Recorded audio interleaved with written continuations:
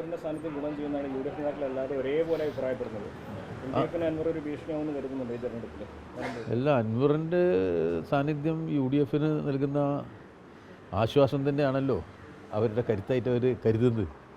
പക്ഷേ തിരഞ്ഞെടുപ്പ് കഴിയുമ്പോൾ അവർക്ക് മനസ്സിലാവും ഇത് എൽ ഡി എഫ് എങ്ങനെയാണ് കാര്യങ്ങൾ നിർവഹിക്കുക എന്നുള്ളത്. തിരഞ്ഞെടുപ്പ് കഴിയുമ്പോൾ അവർക്ക് ബോധ്യപ്പെടും. പിന്നെ യു ഡി എഫിൻ്റെ അവകാശവാദങ്ങളും പ്രചരണ രീതികളും ഞങ്ങളിൽ നിന്നും തികച്ചും വ്യത്യസ്തമാണ്. രാഷ്ട്രീയതരമായ ഘടകങ്ങളാണ് എല്ലായ്പ്പോഴും യു ഡി എഫ് ഉപയോഗപ്പെടുത്താൻ ശ്രമിക്കുക. മതം, ജാതി, വർഗീയത, ധനം, ഇതിനൊക്കെയാണ് അവർ ഉപയോഗിക്കുക. പിന്നെ വലിയൊരു ഇടതുപക്ഷ വിരുദ്ധ മാധ്യമ മേഖല യു ഡി എഫ് സമാഹരിക്കാൻ ശ്രമിക്കും. ഇത് സ്വാഭാവികം, അവരുടെ പ്രവർത്തന രീതിയാണ്, അവരുടെ ശൈലി അതാണ്. അപ്പോൾ യു ഡി എഫിൻ്റേതായ രീതിയിൽ ഉള്ള ഒരു പ്രവർത്തനം നടത്തും. അതിൽ അവർക്കൊരു മുതൽക്കൂട്ടാണ്. ഇതിനു മുമ്പ് ജയിച്ച എൽ ഡി എഫ് സ്ഥാനാർത്ഥി ഇപ്പോൾ രാജിവെച്ച ആളാണ്. അപ്പോൾ അതൊക്കെ അവരുടെ ആഗ്രഹ പ്രകടനങ്ങളില്ല. ഇതിപ്പോൾ നമുക്ക് നിഷേധിക്കാൻ പറ്റില്ല. അല്ല, പി വി അൻവറിൻ്റെ വ്യക്തിപരമായിട്ടല്ലല്ലോ തിരഞ്ഞെടുപ്പ് നടത്തിയത്. നമ്മൾ ഒരു വ്യക്തിക്കല്ല തിരഞ്ഞെടുപ്പിൽ വോട്ട്. ഇതിപ്പോൾ യു ഡി എഫിന് ഇത് വെച്ചുകൊണ്ട് രാഷ്ട്രീയമായി അൻവർ ഇടതുപക്ഷത്തോടാകുന്നതിനെ ഉപയോഗപ്പെടുത്താനാണ് പോകുന്നത്. യു ഡി എഫ് പരിശ്രമിക്കുക, അത് അവരുടെ ഒരു ശ്രമമല്ലേ, അവർ നടത്തും. ഞങ്ങൾക്കറിയാമല്ലോ ഇപ്പോൾ ഇതിന് ഓരോന്നിൻ്റെയും പിന്നെ തൂക്കവും വലിപ്പമൊക്കെ ഏറ്റവും കൂടുതൽ ഞങ്ങൾക്കല്ലേ അറിയാം. അപ്പോൾ ഞങ്ങളതനുസരിച്ച് നോക്കിക്കോളും.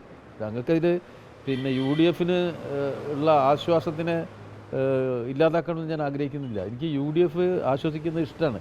എൻ്റെ ജോലി അവരെ തോൽപ്പിക്കില്ല, ഞങ്ങളുടെ ജോലി. അത് ഞങ്ങളുടെ കഴിവിനനുസരിച്ച് നോക്കിയിട്ട് നമ്മളൊരു പ്രസ്ഥാനമൊക്കെ ഉണ്ടല്ലോ നാട്ടിൽ, അതൊക്കെ വെച്ച് നമ്മളൊന്ന് നോക്കും. നമുക്ക് നോക്കാന്നേ ഇതിൽ നിലമ്പൂരിൽ പ്രാധാന്യം യുവത്വത്തിനാണോ അതോ ആ മേഖലയിലുള്ള പരിചയസമ്പത്തിനാണോ, എന്തിനാണ് സ്ഥാനാർത്ഥികൾ പ്രാധാന്യം കൊടുക്കുന്നത്? സ്ഥാനാർത്ഥി ഒരു വൃത്തിയുള്ള ആളാവണം, അതിനാണ് പ്രാധാന്യം കൊടുക്കുക. നമുക്ക് ഒരു തരത്തിലും നെഗറ്റീവ് ആകാൻ പാടില്ല, അതാണ് പ്രധാനപ്പെട്ട കാര്യം. ഇതിലിപ്പോൾ അതൊന്നും പ്രശ്നമില്ല. ഉപതെരഞ്ഞെടുപ്പിൽ വ്യക്തികളെല്ലാം മത്സരിക്കുന്നത് നമ്മളെല്ലാവരും മനസ്സിലാക്കി പോകണം. സ്വാഭാവികമായിട്ട് തെരഞ്ഞെടുപ്പിനെ രാഷ്ട്രീയതരമാക്കുക എന്ന ലക്ഷ്യത്തോടു കൂടിയാണ് വ്യക്തികളെ പിടിച്ച് മുന്നിലേക്ക് വയ്ക്കുക.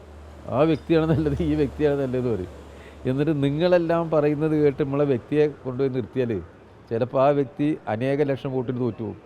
ഇങ്ങനെ നമ്പാൻ പറ്റില്ല, മനസ്സിലായോ? കേരളത്തിലൊരു പൊതു പ്രത്യേകത, ഈ മാധ്യമങ്ങൾ പല ആൾക്കാരും പറയും ഇദ്ദേഹം ജനകീയനാണ്. ഞാൻ വിശ്വസിച്ചു വരിക, ഞാൻ ജനകീയനാണെന്ന് നിങ്ങൾ പറഞ്ഞു, ഞാനത് വിശ്വസിച്ചു. എന്നാൽ ഇത്ര ഒരു ബുദ്ധിമോശം വേറില്ല. അത് പറഞ്ഞത് കേട്ട് പ്രവർത്തിച്ചാൽ വലിയ പ്രയാസമായിരിക്കും. അതുകൊണ്ട് മാധ്യമ സൃഷ്ടിയിലെ ജനകീയതയല്ല സാമൂഹ്യ മേഖലയിലെ പ്രാധാന്യമുള്ള ഘടകം. സമൂഹത്തിലെ ഏറ്റവും പ്രധാനപ്പെട്ട ഘടകം സമൂഹത്തിലെ ദുർബലനായ മനുഷ്യനോട് കൃത്യതയും വ്യക്തതയുമുള്ള പക്ഷപാതിത്വം പുലർത്തി ശരിയായ ഒരു രാഷ്ട്രീയ നിലപാട് സ്വീകരിക്കുക എന്നുള്ളത്. ഞങ്ങളെ സംബന്ധിച്ചിടത്തോളം, ഇടതുപക്ഷത്തെ സംബന്ധിച്ചിടത്തോളം ഇന്നത്തെ ഇന്ത്യയിലെയും കേരളത്തിലെയും സാഹചര്യങ്ങളിൽ ഏറ്റവും വ്യക്തതയുള്ള രാഷ്ട്രീയ നിലപാടുണ്ട്. ആ രാഷ്ട്രീയ നിലപാടിന് ഏറ്റവും വലിയ സ്വീകാര്യതയാണ് കേരളത്തിൽ കിട്ടിയത്. അതാണ് തുടർ ഭരണം.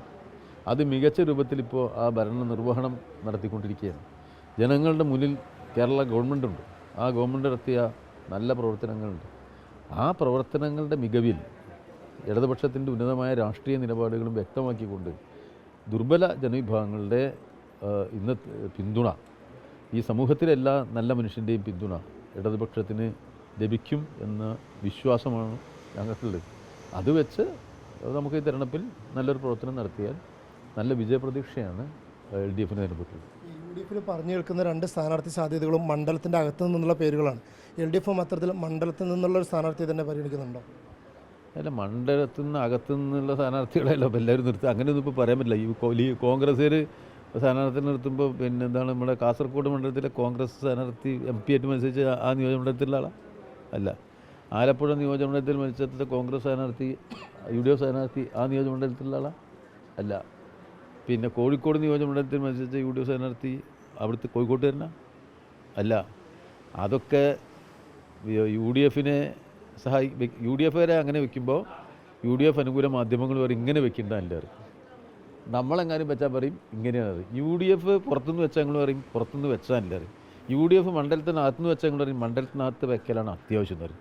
ഇതൊക്കെ ഈ ചോദ്യത്തിൻ്റെ ഉള്ളിൽ തന്നെ പൊതിഞ്ഞു വെച്ച നന്മ നിറഞ്ഞ ഒരു കൗടില്യമുണ്ട്. അതിൽ നമ്മൾ എന്തിനു പെടണം?